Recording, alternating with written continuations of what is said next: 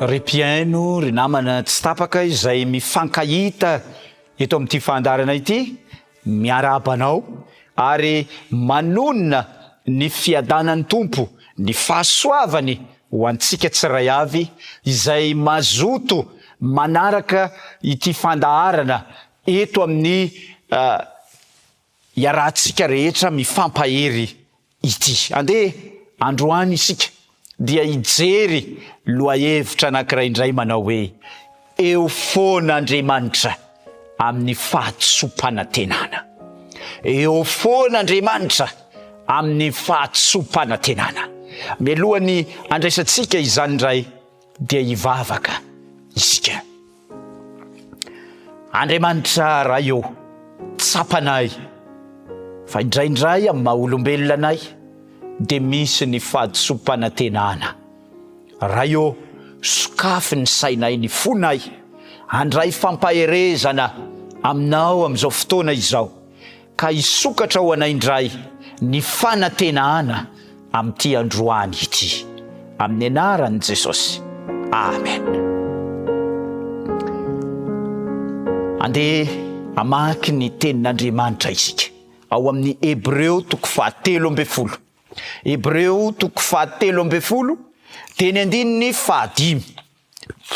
Hébreo 7:10 dia ny andininy 5 dia izao no lazainy tenin'Andriamanitra. Hébreo 7:10 dia ny andininy 5. Aoka tsy ho amin'ny fitiavam-bola ny toe-tsainareo, fa mianina amin'izay anananareo, fa hoy izy, izao tsy andao anao mihitsy na afoy anao akory. Vao maheno izany teny izany isika dia toa efa manome hery sahady, manome fanantenana sahady. Raha tao anatina fahadisopanantenana iny ianao no naheno izany tenin'Andriamanitra izany, dia ozy izy hoe, ozy izy ny tenin'Andriamanitra, izao tsy andao anao mihitsy na afoy ianao akory. Ry hava malala, eo foan'Andriamanitra, tsy mandao anao izy, na dia misy fahadisopanantenana aza. Asa mety tao anatina toe-javatra izay tena nahatoky olona anankiray ianao, tena madika anao io olona io. Mety tao anatina ankohonana mihitsy aza, tena madika anao io olona io. Ary mety tao anatina tsy nieritreretinao, ary zany antsoina hoe fahadisopanantenana. Nefa dia inona ny zavatra nisy? Inona ny zavatra nisy ozy ianao? Diso fanantenana ianao. Fa eo amin'Andriamanitra dia izao, ozy izy hoe tsy afoy na andao anao mihitsy Andriamanitra.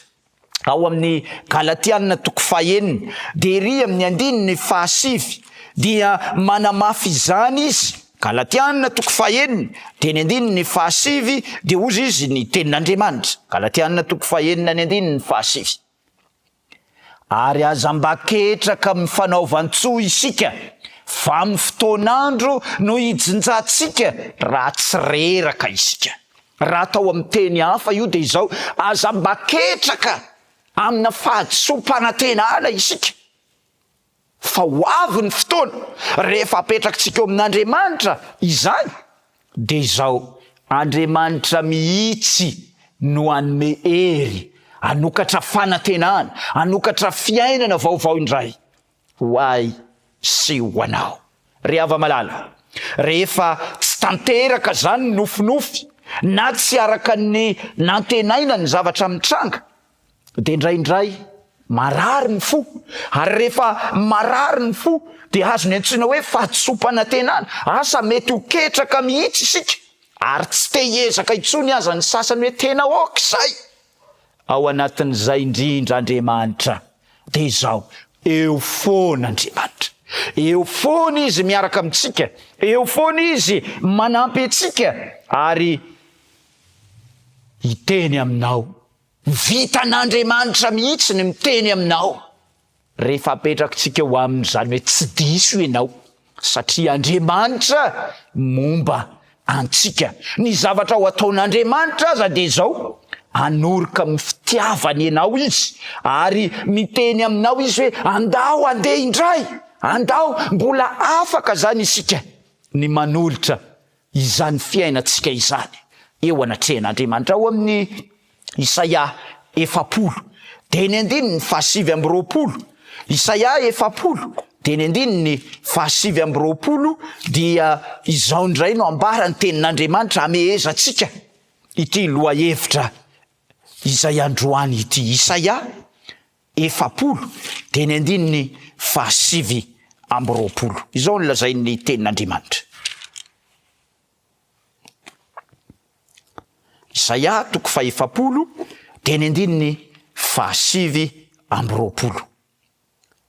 Mampatanjaka ny reraka izy, mampatanjaka ny diso fanantenana izy, de toizany ary zay kely hery de omeny hery be. Ry hava-malala, androany efa tena diso fanantenana tokoa venao tamina olona sy ny sisa rehetra.